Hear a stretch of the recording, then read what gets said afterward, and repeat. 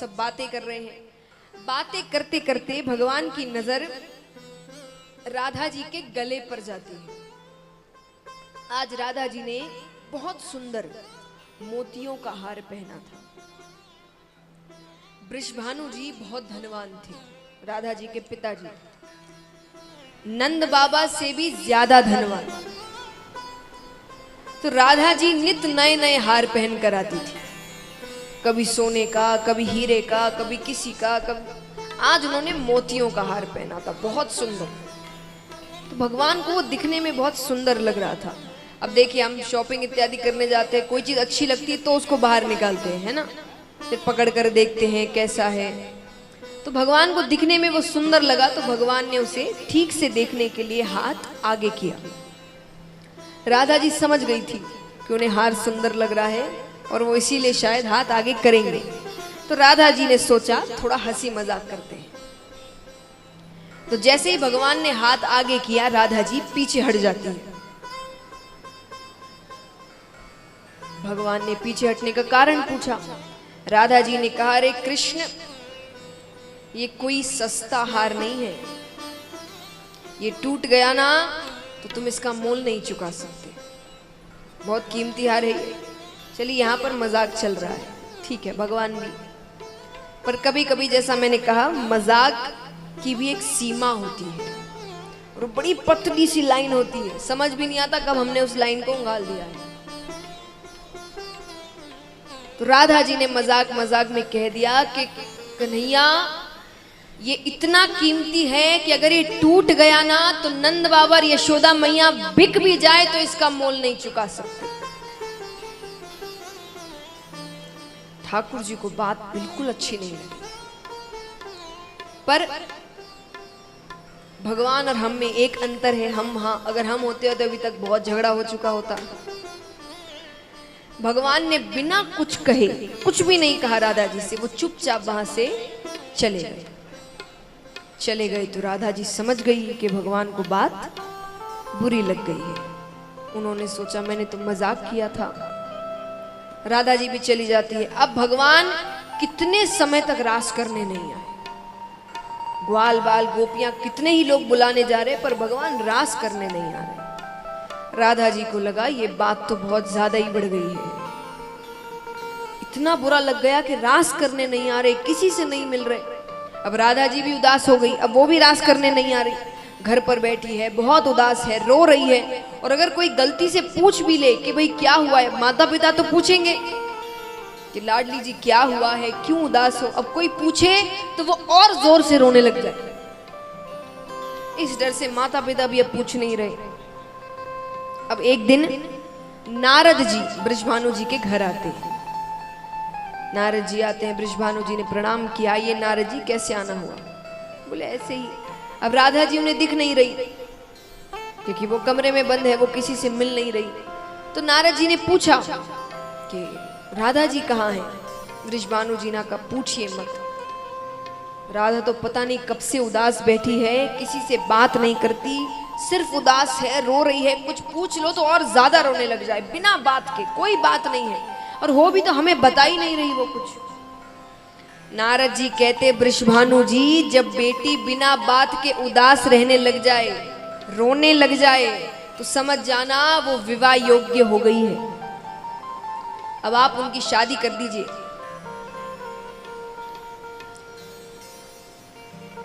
वृषभानु जी ने कहा शादी कर तो दूं, पर लड़का भी तो अच्छा मिलना चाहिए। अरे नारद जी कहते, बगल में छोरा हो, गांव में ढिंडोरा।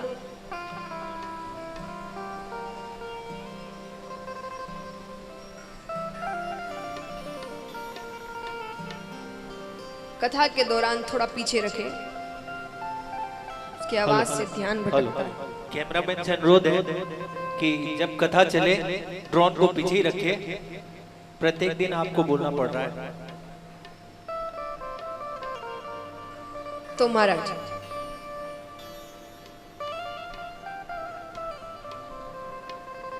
तो नारद जी ने कहा कि भाई बगल में छोरा और गांव में ढिंडोरा। वृषभानु जी ने कहा कौन सा छोरा? अरे बोले नंदराय का छोरा कृष्णा। नंदराय आपके मित्र हैं।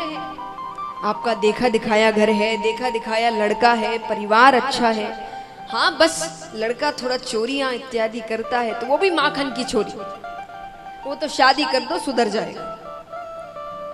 अब देखिए हमारे समाज में बड़ी विचित्र चीज है कि एक लड़का और लड़की दोनों की शादी कब करनी है कैसे पता चलता है? जब लड़की अच्छी समझदार हो जाती है कि भाई हर चीज संभाल सकती है, परिवार को देख रही है, तो कहते भाई इसकी शादी कर दो, है ना। और जब लड़का ज्यादा ही बिगड़ जाता है तब कहते इसकी शादी कर दो, है ना। जब बहुत बदमाशी करने लग जाता तब कहते शादी कर दो, जिम्मेदारी आएगी तो सुधर जाएगा। तो नारद जी भी यही कह रहे हैं। नारद जी कहते हैं कैसे तो लड़का तो अच्छा ही है, बस हाँ माखन इत्यादि की थोड़ी चोरियां करता है, वो तो शादी होगी, जिम्मेदारी आएगी, सुधर जाएगा। और आपका देखा दिखाया घर है, आज किसी और के घर भेजो तो आपको थोड़ा सकुचाए भी कुछ कहने से पहले।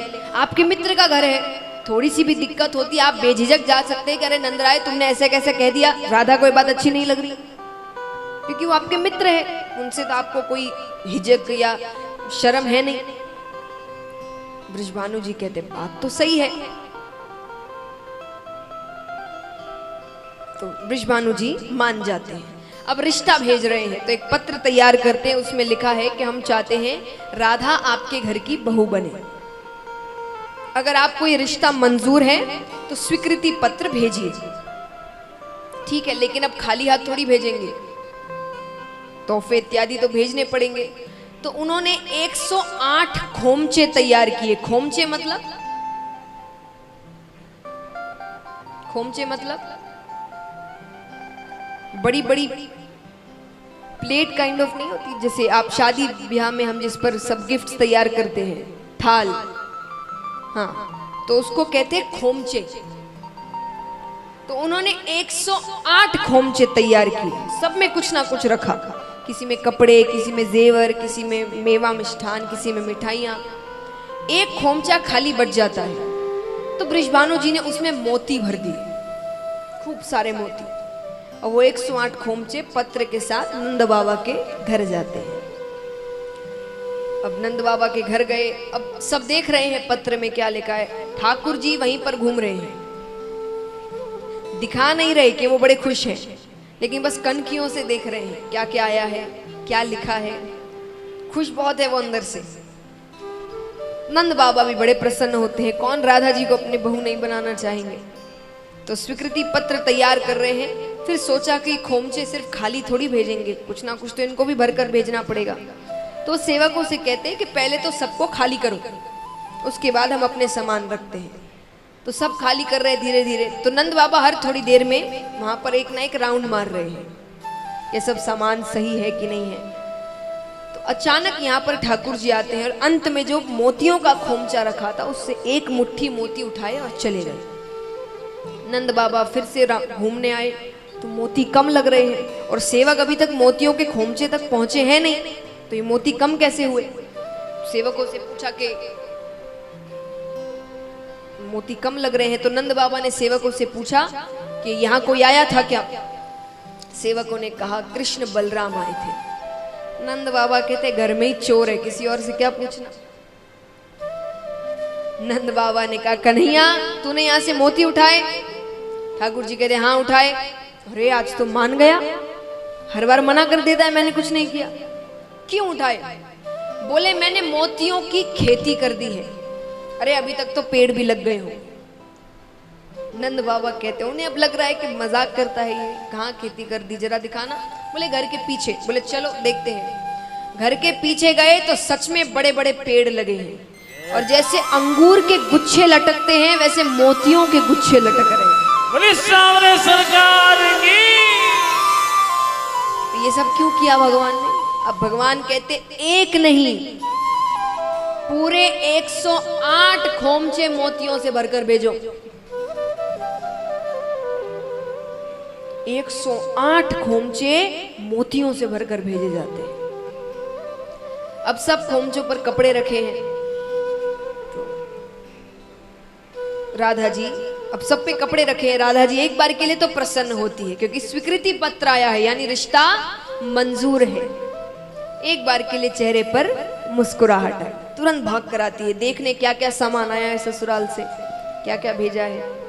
पहला कपड़ा हटाते हैं, मोती, दूसरा मोती, तीसरा मोती, चौथा बाहर वाले को किसी को नहीं पता, सबको अच्छा लग रहा है, पर राधा जी को अंदर से पता है कि इन मोतियों का अर्थ क्या है, ये भगवान ने भेजे हैं।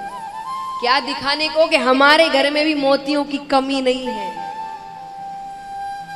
तुमने तो एक हार पहना था, उस एक हार का कितना मोल होगा, वो 108 खोमचे मोतियों से भरकर भेजे गए।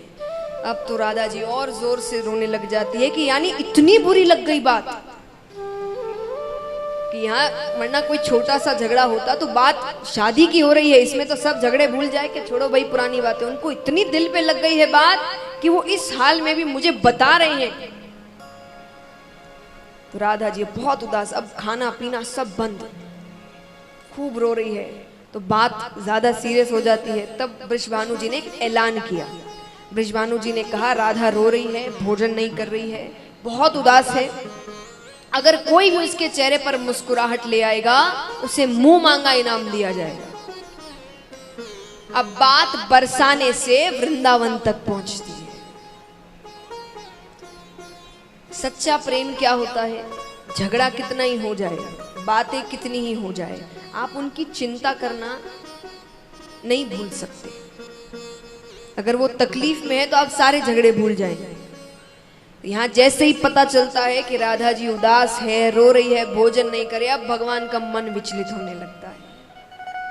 अब भगवान कहते हैं अब तो मनाना पड़ेगा कैसे भी, लेकिन सीधे सीधे कैसे जाऊं, क्योंकि भगवान भी सोच रहे क्या पता ये बात सच है नहीं है, और अगर मैं चला गया तो वही कह देगी आ गए मनाने, एक खबर मिली नहीं कि सब बातें भूल गए, तुरंत आ गए मनाने। बलदाऊ भैया कह देंगे शादी पक्की हुई नहीं कि चला जोरू का गुलाम। तो मनाना है, पर कैसे मनाए, तब उनका ध्यान यशोदा मैया पर जाता है। तब उन्होंने उनके कमरे में जाते हैं, घाघरा चुन्नी इत्यादि लेते हैं, खूब सारी चूड़ियां इकट्ठा करते हैं और मनिहारी का वेश बनाकर भगवान बरसाने की गलियों में घूम रहे हैं। राधा जी के घर के नीचे आवाज लगा रहे हैं चूड़ी ले लो, चूड़ी ले लो, लाल हरी पीली नीली चूड़ी ले लो। अब देखिए वो राधा जी को कैसे मनाते हैं।